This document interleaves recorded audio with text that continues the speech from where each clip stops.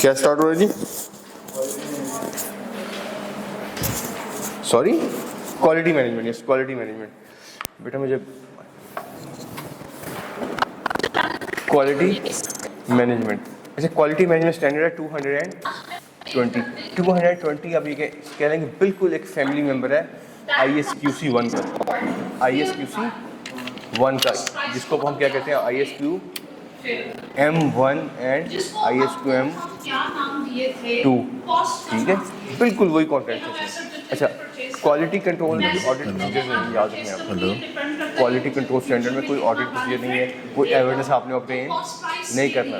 ये स्टैंडर्ड क्या कहते हैं कि जिस तरह की भी आप सर्विसेज दे रहे हैं उसमें क्या होनी चाहिए, क्वालिटी। तो क्वालिटी कैसे मेंटेन करनी है, उस क्वालिटी को लेके चलता है। समझ गए कि ऑडिट में क्वालिटी कैसे मेंटेन करनी है, ऑडिट में क्वालिटी। ठीक है, इस 3.1 पे अगर आप आए तो फर्स्ट लाइन में कहता है कि ऑब्जेक्टिव क्या है, is to manage the quality at the engagement level to obtain reasonable level of assurance. ठीक है, समझिए। और पहले बुलेट में क्या कहता है, और क्या इसकी रिक्वायरमेंट है कि जो ऑडिटर्स ऑडिट करे वो ऑडिटिंग स्टैंडर्ड के मुताबिक करे, लॉ के मुताबिक करे। और सेकेंड लाइन में कहता है जो ऑडिट रिपोर्ट्स इशू हो वो क्या हो, वो अप्रोप्रिएट हो। आगे क्या लिखा हुआ है, विद इन द सर्कमस्टांसेस। ठीक है, क्वालिटी मेंटेन करनी है किसमें, ऑडिट में। कैसे क्वालिटी मेंटेन करनी है, दो उसके ऑब्जेक्टिव है। पहला क्या कि ऑडिटर क्या करे, ऑडिट करे ऑडिटिंग स्टैंडर्ड के मुताबिक और लॉ के मुताबिक। और दूसरा कहते हैं रिपोर्ट इशू हो वो अप्रोप्रिएट रिपोर्ट इशू हो। क्लियर है जी? अच्छा, इसके बाद ना ये 6 डिफरेंट काइंड ऑफ कॉन्सेप्ट्स को लेके चलता है। 6 ये 3.2 में बात करते हैं लीडरशिप की। ठीक है, कि आपने लीडरशिप रोल कैसे प्ले करना है, इसको हम डिस्कस करेंगे। फिर 3.3 में एथिकल रिक्वायरमेंट्स की बात करते हैं। आपने एथिकल रिक्वायरमेंट्स हमने पढ़ ली है काफ़ी ज़्यादा। ठीक है, अच्छा 3.4 में एक्सेप्टेंस की बात करता है, एक्सेप्टेंस एंड कंटिन्यूअस। याद है दोनों words, acceptance in case of new client और continuous in case of recurring clients. ठीक है, हमने पढ़ा है। फिर इंगेजमेंट रिसोर्सेज की बात करते हैं, रिसोर्सेज भी आपने पढ़े होंगे। रिसोर्सेज क्या होते हैं ऑडिटर के पास, skills and knowledge, training, experience, उसका स्टाफ, उसका टाइम, ये रिसोर्स है उसका। ठीक है, इसको कैसे लेके चलना है।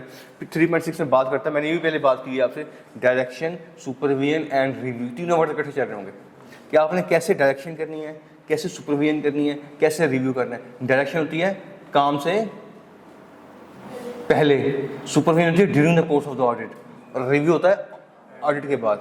फील्ड वर्क कर लिया, अभी रिपोर्ट इशू नहीं की, मैनेजर या सीनियर पार्टनर क्या करता है, रिव्यू करता है, और उसके बाद उसमें चेंजेस आए, कोई गलतियाँ वो ठीक करके फिर हम उसके बाद इसकी रिपोर्ट इशू करते हैं। क्लियर है जी? अच्छा, उसके बाद बात करेंगे कंसल्टेशन। कंसल्टेशन में मैंने बड़ी कम्प्रिहेंसिव स्टोरी सुनाई हुई आपको। कंसल्टेशन याद है जी, क्या होती है कंसल्टेशन? मैं भी ब्रीफ ओवरव्यू दे रहा हूँ, इसको हमें डिटेल में डिस्कस करना है। कंसल्टेशन क्या होती है?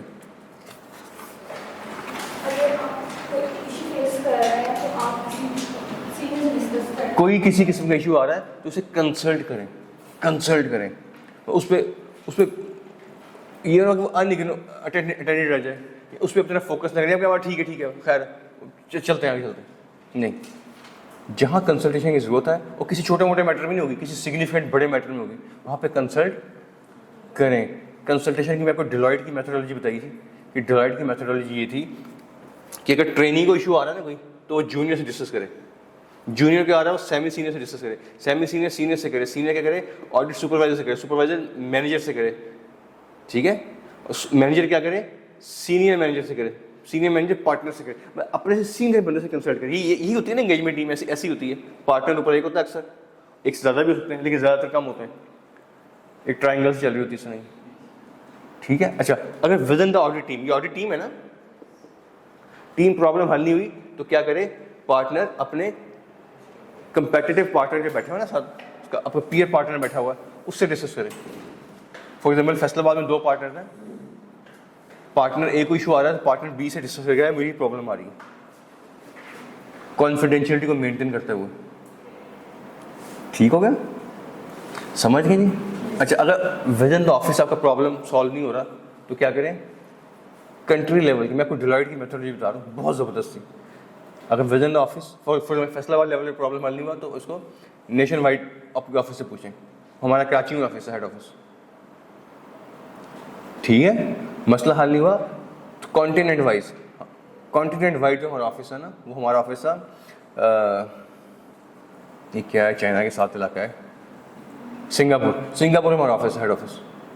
सिंगापुर में प्रॉब्लम हल नहीं हुई तो वर्ल्ड वाइड ऑफिस हमारा वाशिंगटन में था, वहाँ से पूछें, कंसल्ट करें। अच्छा, कई दफ़ा आप कहते हैं ठीक है ये तो विद इन डेलॉइट है ना, डेलॉइट, अब डेलॉइट के एम्बेड से बाहर निकलते हैं, हम ICAP की टेक्निकल कमेटी से पूछ लेते हैं, हम SCCP से ओपिनियन ले लेते हैं इस पर, अब बाहर किसी और फॉर्म से भी ले सकते हैं। कंसल्ट करें, कंसल्ट के बगैर आगे ना चलें, ये याद रहेगा आपको, पक्की बात है। इसको अभी मैं डिस्कस करूँगा, इसको मैंने मोटा मोटा बता दिया आगे। अच्छा, आगे आ जाए 3.7 में इंगेजमेंट क्वालिटी रिव्यू। मैं सिर्फ आपको ना इसका ओवरऑल एक स्ट्रक्चर बता रहा हूँ, स्टैंडर्ड क्या है। क्वालिटी कंट्रोल रिव्यू क्या होता है? स्टैंडर्ड ही कहता है कि इससे पहले कि आप ऑडिट रिपोर्ट इशू कर दें, इससे पहले कि ऑडिट रिपोर्ट इशू कर दें, आप देखेंगे इसमें क्वालिटी मेंटेन हुई है, और उसका क्या करें, इंटरनल क्वालिटी कंट्रोल रिव्यू करवा लें, क्वालिटी कंट्रोल रिव्यू करवा लें। क्योंकि एक टीम से बाहर का बंदा जब उसको देखेगा ना, वो इंडिपेंडेंटली देखेगा, बहुत सी चीज़ें आप इग्नोर कर होते हैं, और अगर आप 4 साल करते रहेंगे इग्नोर करते रहेंगे, नया बंदा थर्ड आई से व्यू से देखेगा तो गलतियां निकाल देगा। समझ गए? इसका तरीका क्या है, मैं आपको पहले डेलॉइट की एग्जांपल देता हूँ जहाँ से मैंने आर्टिकल्स किए हैं, फिर मैं आपको पे फर्म का बताता हूँ। डेलॉइट है, हमारे 10 पार्टनर्स हैं, इसमें ये जो पार्टनर्स हैं ना, ये ऑडिट नहीं करते थे, इनका काम ऑडिट करना, इनका काम क्या था, क्वालिटी कंट्रोल रिव्यू करना। एक क्वालिटी कंट्रोल रिव्यू करता है ICAP, वो एक्सटर्नल क्वालिटी कंट्रोल रिव्यू है, वो एज ए आता है रेगुलेटर। ये क्या क्वालिटी कंट्रोल है कि एक फर्म है, एक कंपनी है, यूसुफ आदिल एंड कंपनी, ठीक है, यहाँ इसका पूरा नाम बताता हूँ, डेलॉइट टुश हैट्सो Yousuf Adil and company. 10 partner है इसमें, 9 पार्टनर ऑडिट करते हैं, 10वां क्या करता है, इन 9 बंदों के किए हुए ऑडिट का इससे पहले कि ये पब्लिक हो जाए, थर्ड पार्टी को इशू हो जाए रिपोर्ट्स, ठीक है। उस जमाने में हमारे होते थे उस्मान गनी अकबानी, AKB अकबानी, ये काउंसिल मेंबर भी रहे, मैं सीनियर लेवल का बंदा, उन्होंने सिर्फ रिव्यू के लिए रखा हुआ था। समझ गए? हम ऑडिट करते थे, ऑडिट करने के बाद कराची बैठते थे, हम कराची उनको भिजवाते थे अपनी फाइल्स, ये वहाँ बैठ के इसको रिव्यू करते थे, जहाँ हमसे गलती है, कोई डॉक्यूमेंटेशन मिस्टेक है, कोई रिपोर्ट की वर्डिंग ठीक नहीं है, कोई ML में पॉइंट ऐड नहीं हुआ, ये जो भी पूरा ऑडिट का रिव्यू करके फिर हमें कहते थे yes quality control report sign करते थे। उनकी रिपोर्ट साइन करने के बाद हम अपनी ऑडिट रिपोर्ट इशू करते थे। और यूसुफ आदिल में QCR के बगैर रिपोर्ट इशू नहीं होती। समझ गए जी? याद रहेगा कि 3.7 क्या कहता है, क्वालिटी कंट्रोल रिव्यू, ठीक है जी। अच्छा, 3.7 में डिस्कस कर रहा है, 3.7 से पहले तक एक क्वालिटी कंट्रोल सिस्टम को डिस्कस कर रहा है कि क्वालिटी सिस्टम मैनेज आपने मैनेज करना है, आपने मेंटेन करना है अपने ऑफिस में, फर्म में। क्वालिटी कंट्रोल सिस्टम, एक सिस्टम ऑफ क्वालिटी होना चाहिए, ठीक है। अच्छा, ये दुनिया का कानून है, जब भी कोई सिस्टम बनेगा ना, जब भी कोई सिस्टम बनेगा उसकी मॉनिटरिंग होगी। कोई भी दुनिया का सिस्टम मॉनिटरिंग होती कि जिस ऑब्जेक्टिव के लिए सिस्टम बना था वो ऑब्जेक्टिव मीट हो रहा है, वो ऑब्जेक्टिव, और जहाँ मीट ना हो रहा हो वो ये मॉनिटरिंग वाला प्रोसेस क्या करता है, ये आइडेंटिफाई करता है यहाँ पे प्रॉब्लम आ रही है, फिर उसको फिक्स करते हैं। और ये एक इटरेटिव प्रोसेस चलता रहता है, ख़त्म नहीं होता। ठीक हो गया? याद रहेगा। मैंने जब आर्टिकल स्टार्ट किया तो मेरे उस ज़माने में ना ERP सिस्टम इंप्लीमेंट हुआ इब्राहिम ग्रुप ऑफ कंपनीज में, 2002 की बात। मैंने उसका एक ऑडिट किया, ऑडिट के बाद मैंने कहा यार कमाल सिस्टम है दुनिया में, इससे बेहतर सिस्टम नहीं हो सकता, इससे बेहतर सिस्टम नहीं हो सकता। इतनी ऑटोमेशन, इतना ज़बरदस्त सिस्टम। अच्छा, 20 साल हो गए मुझे देखते हुए, उसकी मॉनिटरिंग हो रही है, उसमें गलतियाँ आइडेंटिफाई हो रही हैं, वीकनेसेस आइडेंटिफाई हो रही हैं, उसकी फिक्सिंग हो रही है, चलता क्योंकि मैन मेड सिस्टम है ना, उसमें कोई ना कोई लूप होल कोई ना कोई निकलते रहते हैं, फिक्स होते रहते हैं, निकलते रहते हैं, चेंज आ रही, लॉ चेंज हो गया, फिर चेंज शुरू हो गई, लॉ वापस हो गया, फिर 18% सेल्सियस हो गया, 17% हो गया, 0 रेट हो गया, वही चलता रहता है, चेंजेस आती जा रही हैं, समझ रहे हैं। तो जब कोई दुनिया का सिस्टम आएगा तो मॉनिटरिंग, इसी तरह जब क्वालिटी कंट्रोल का सिस्टम आया तो इसकी मॉनिटरिंग भी होनी। तो 3.8 में हम मॉनिटरिंग पढ़ेंगे, ठीक हो गया। अच्छा 3.9 में आ जाए डॉक्यूमेंटेशन। डॉक्यूमेंटेशन क्या होता है, जब आप अकाउंटिंग स्टैंडर्ड्स पढ़ते थे तो हर स्टैंडर्ड के बाद डिस्क्लोजर रिक्वायरमेंट आती थी, याद है आपको, अकाउंटिंग में हर स्टैंडर्ड के बाद डिस्क्लोजर रिक्वायरमेंट्स आती थी। ऑडिटिंग में हर स्टैंडर्ड के बाद डॉक्यूमेंटेशन की रिक्वायरमेंट्स आती है, आपने डॉक्यूमेंट करना है कि क्वालिटी से रिलेटेड क्या मेरे रिजल्ट्स हैं, प्लानिंग से रिलेटेड क्या रिजल्ट्स हैं मेरे, रिस्क असेसमेंट मैंने क्या, सारी चीज़ डॉक्यूमेंट करनी है आपने, याद रहेगा जी। चलें आगे, तो आगे डॉक्यूमेंटेशन की रिक्वायरमेंट्स आ रही हैं और इसके बाद आपका ये डी एंड हो जाता है स्टैंडर्ड। आए जी वापसी पे 3.2 समझ गए जी। ओवरऑल स्ट्रक्चर इस क्वालिटी कंट्रोल स्टैंडर्ड, इसमें कोई ऑडिट प्रोसीजर नहीं है, कोई आपसे रिस्क असेसमेंट नहीं करवा रहा, वो कुछ सब्सटेंशियल प्रोसीजर नहीं करवा रहा, आपसे एनालिटिकल प्रोसीजर नहीं करवा रहा, test of detail, test of controls नहीं करवा रहा। यहीं से आप एविडेंस में यही पढ़े ना प्रोसीजर्स, ऑडिट प्रोसीजर दो तरह के पढ़े, रिस्क असेसमेंट में फर्दर ऑडिट में टेस्ट ऑफ कंट्रोल और सब्सटेंटिव में टेस्ट ऑफ डिटेल। और यहाँ पे पूरे स्टैंडर्ड में कोई किसी किस्म की ऑडिट प्रोसीजर की बात नहीं है। वो क्या बात कर रहा है, क्वालिटी कैसे मेंटेन करनी है। उसके लिए सबसे पहले क्या करता है 3.2 में leadership responsibility for managing and achieving quality. Leadership responsibility for managing and achieving, कि आपने क्वालिटी कैसे अचीव करनी है, ठीक है। अच्छा इस स्टैंडर्ड की एक और नेचर पता क्या है, जितने स्टैंडर्ड्स हैं ना, जितने भी स्टैंडर्ड्स हैं वो कहते हैं auditor shall perform this, auditor shall perform that, this that, auditor से कहते हैं ऑडिटर। अब ऑडिटर में पूरी टीम को ऑडिटर बोलते हैं, इसको भी ऑडिटर कहेंगे, इसको भी ऑडिटर कहेंगे, ऐसे ही है ना। जबकि जब बात होती है ना क्वालिटी की, किसकी, तो वो इस स्टैंडर्ड की वर्डिंग ये है, कहता है इंगेजमेंट पार्टनर शैल।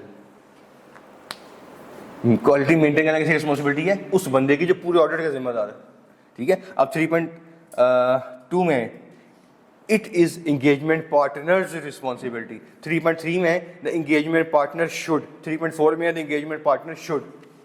समझ गए, कहते हैं सबसे रिस्पॉन्सिबल बंदा है, ये ड्यूटी उसकी है क्वालिटी को मेंटेन करना, पूरे स्टैंडर्ड में से कहते हैं।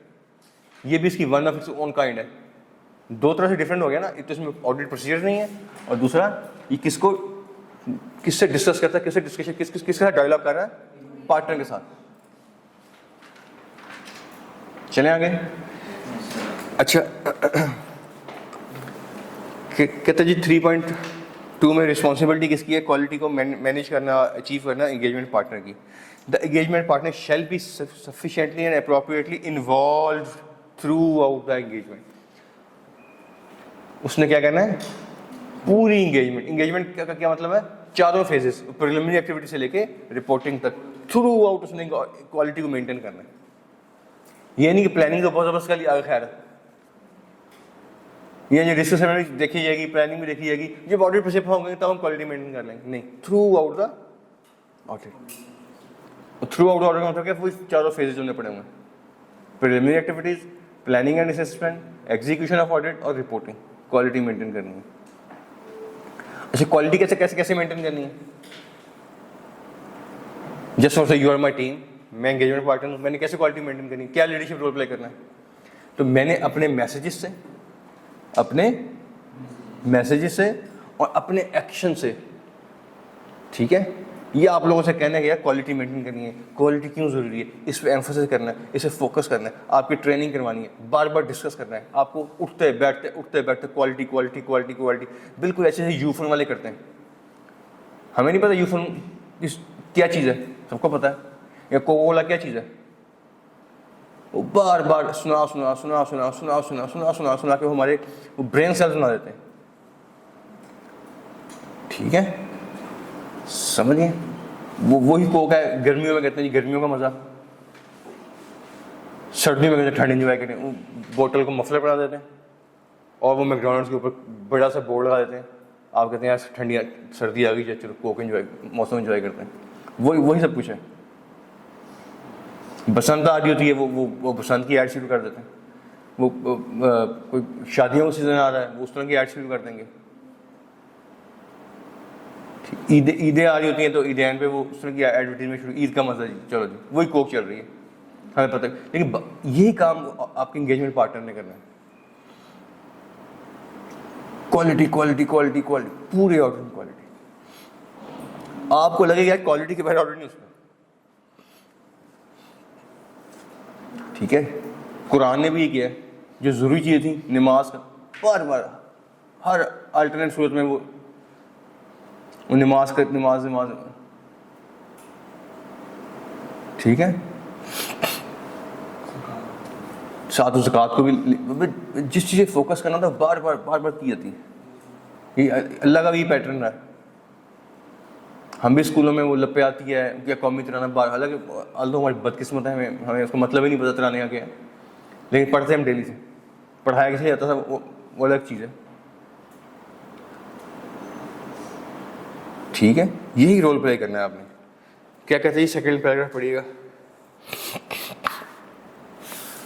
The engagement partner shall The engagement partner shall take responsibility for clear, consistent and effective actions including emphasizing. Emphasising नहीं, आपने एम्फसाइज करना है, जो मैं कह रहा हूँ बार बार। अच्छा, एम्फसाइज कैसे करते हैं? मैं आपको एग्जांपल लेता हूँ। हम डिलाइट जिद्दा में जाते थे ऑडिट करने, इस कॉन्वेंट में गए वहाँ पे, तो वहाँ पे इंटर हो रहे हैं, मेन हॉल के पीछे क्वालिटी। अच्छा, आप कॉरिडोर में जा रहे हैं, क्वालिटी क्वालिटी, इंटेग्रिटी, ऑब्जेक्टिविटी। अच्छा, आप वॉशरूम में गए हैं, पीछे बड़ा कॉन्फिडेंशियलिटी। अच्छा, आप यहाँ गए, ये वो बंदा कहता है यार मैं अब जो एथिकल रिक्वायरमेंट्स हैं, प्रोफेशनल कॉम्पिटेंस, आप आके लैपटॉप खोला है, ड्यू केयर। अच्छा, आपने लैपटॉप बंद किया है, वो प्रोफेशनल कॉम्पिटेंस। बैग खोला है, कैलकुलेटर खोला, स्टिकर्स लगा के वो बार वो मैसेज कि ये एथिकल जो रिक्वायरमेंट्स हैं आपके अंदर आ जाए, ये क्वालिटी मेंटेन, आपके ब्रेन सेल बन जाएगी। आपकी ट्रेनिंग हो रही है, उठते बैठते आपको कहते हैं हमें क्वालिटी मेंटेन की है। क्वालिटी का क्या किया, क्वालिटी का क्या किया, फॉलो कर गए, आगे हैं जी, पढ़ें पहला bullet. That all engagement team members are responsible for contributing to the management and achievement of quality at. ठीक है, सब रिस्पॉन्सिबल हैं, पूरी की पूरी टीम को करता अपने लेके चलें। आगे हैं जी, The importance of professional ethics. एथिकल्स, वही दूसरी बात वो उसने की है, ठीक है। आगे हैं जी, एथिकल कोड हर चीज़, बाकी मैं इस पर टाइम नहीं वेस्ट कर। आगे हैं, The importance of open and robust communication within the engagement team. Open and robust communication. ये क्या होती है? ये ना हो कि सीनियर से लोग इतना डर रहे हों कि कोई चीज़ डिस्कस ना करें, ठीक है। डिस्कस इसलिए नहीं कर सके इंसल्ट हो जाएगी जी, या वो माइंड कर देगा जी, नहीं। क्वालिटी कैसे मेंटेन होगी? ये क्लियर कम्युनिकेशन होगी। जूनियर को इशू आके डिस्कस करेगा। अच्छा, अगर खौफ में बैठा रहेगा बेचारा तो कैसे कंसल्ट करेगा? कंसल्टेशन ही होगी, एक इंपॉर्टेंट पॉइंट मिस हो जाएगा, ठीक है। तो क्लियर एंड रोबस्ट कम्युनिकेशन होनी चाहिए बिटवीन द एंगेजमेंट टीम। आगे and supporting the ability of engagement team members to raise concerns without fear of reprisal, ठीक है। उनको जो मसला बताएं, कोई किसी के खौफ की डर की जरूरत नहीं, इस तरह का सिस्टम होना चाहिए, ठीक है जी। आगे हैं, The importance of each engagement team member exercising professional scepticism throughout. Professional scepticism गलती है, ये मैं डिस्कस करने की जरूरत, पक्की बात है, जरूरत नहीं है। चलें जी, वेरी गुड। आगे एथिकल रिक्वायरमेंट्स। अच्छा, एथिकल रिक्वायरमेंट 3.3 अगर मैं कहूँ इसको स्किप कर दें, क्योंकि ये पेज नंबर 25 पे ये बुक समझिए कि आपने एथिकल रिक्वायरमेंट्स नहीं पढ़ी हुई अभी, हालांकि आप बड़े तेज़ हैं, आप लोग चैप्टर नंबर 13 से हो के आ रहे हैं, ठीक है। पहली क्या कहता है, एंगेजमेंट पार्टनर शैल जी, the engagement partner यही पढ़ी है। Engagement partner should have the understanding of the relevant ethical requirement, ठीक है। और खास तौर पे किस रिक्वायरमेंट की बात करता है, इंडिपेंडेंस की। इंडिपेंडेंस याद है मैंने, दो तरह की होती है, independence of mind, independence in appearance. और देखिए मेरी पूरी टीम इंडिपेंडेंट है कि नहीं है? समझ गए? अब ये आपने चीज़ पढ़ ली है। बुक में क्वेश्चन पता क्या आया हुआ पेपर में? क्वेश्चन सुने ज़रा। क्वेश्चन ये आया हुआ है बस कि आपने चेक करना है बीइंग ए पार्टनर कि आपकी नीचे एंगेजमेंट टीम काम कर रही है और आप खुद आपकी इंडिपेंडेंस मेंटेन है। यही क्वेश्चन है ना? यही लिखा हुआ है ना पेपर में? क्या क्वेश्चन आया कि कैसे मेंटेन करेंगे? पूरी बुक में नहीं लिखा हुआ कैसे करेंगे। क्वेश्चन क्या है? कैसे मेंटेन करेंगे? कैसे करेंगे ये बताएं। Engagement partner should have understanding, ठीक है, इंक्लूडिंग दो रिलेटेड टू इंडिपेंडेंस। क्या एथिकल रिक्वायरमेंट फुलफिल कर रही है मेरी टीम? इंडिपेंडेंस रिलेटेड कर रही है मेरी टीम मेंटेन, इंक्लूडिंग इंडिपेंडेंस। कैसे मेंटेन कर, कैसे पता चलेगा मुझे कि मेरी टीम कर रही है? कैसे पता लगेगा? प्रेशर कैसे पता लगता है? प्रेशर तो सगी माँ को नहीं पता लगता कितना है। आप पे पेपर का कितना प्रेशर है सगी माँ को पता नहीं? पता। कम्युनिकेट करके पूछ के डायरेक्ट देखिए कैसे करेंगे, यही तो मैं कह रहा हूँ कि आमिर बाबा के पास जाएंगे, उन्हें बाबा जी मेरी टीम पे कितना प्रेशर है बता दें।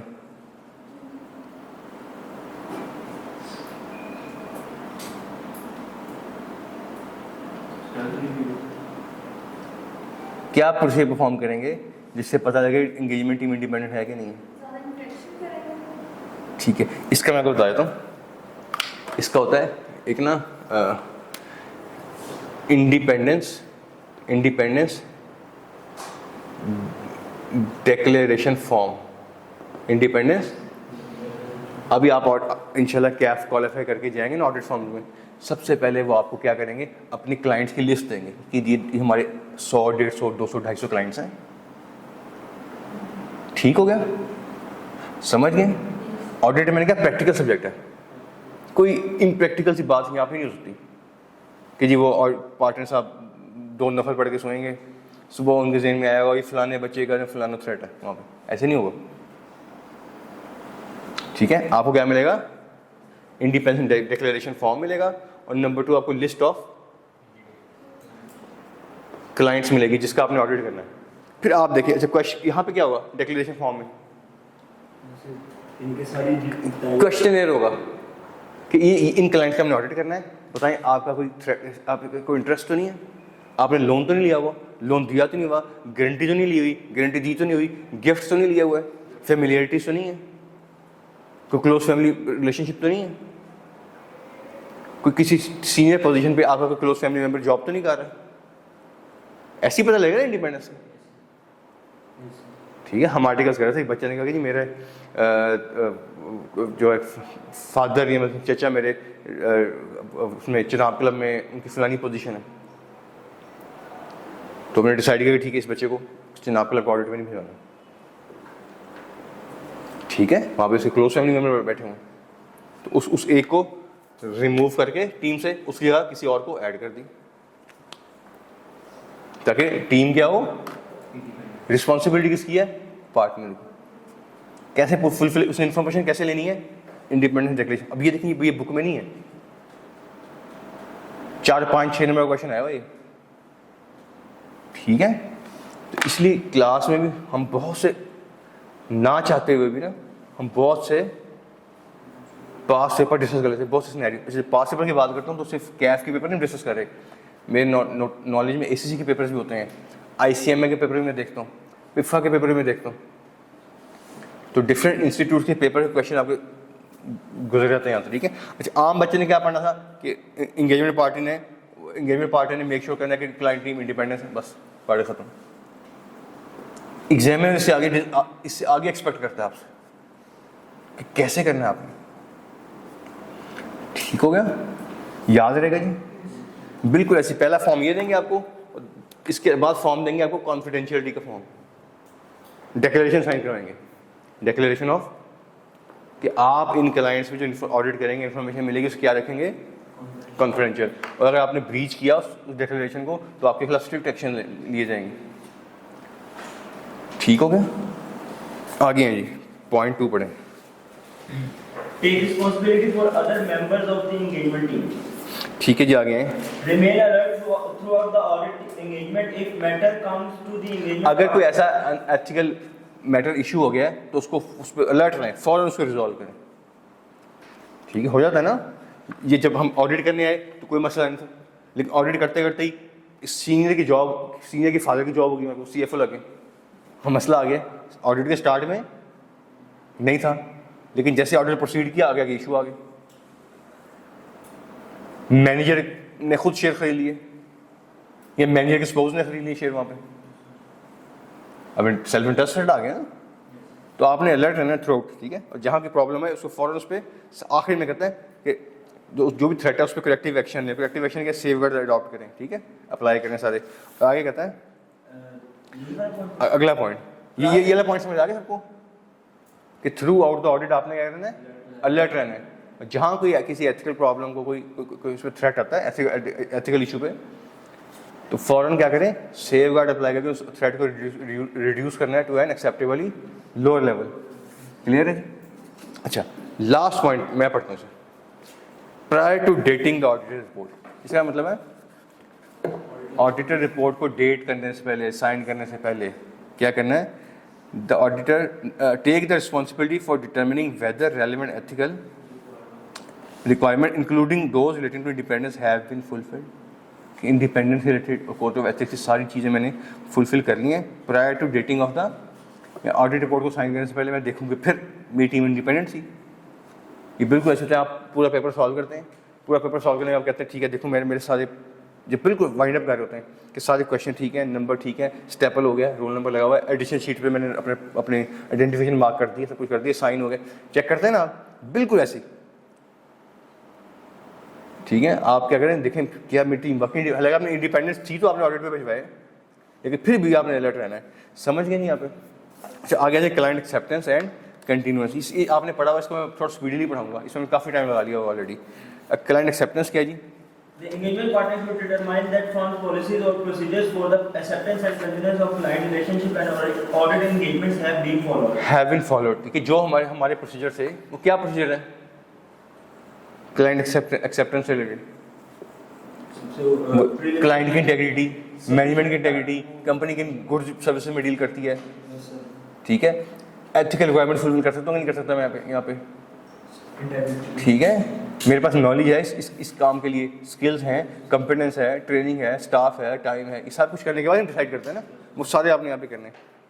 आगे Take into account information obtained in the acceptance and continuance process in planning and performing the audit. ठीक है, फिर हमने क्या पढ़ा हुआ है, ये पहला फेज है ना आपका, बहुत सी इन्फॉर्मेशन हम लेते हैं क्लाइंट एक्सेप्टेंस के टाइम पे।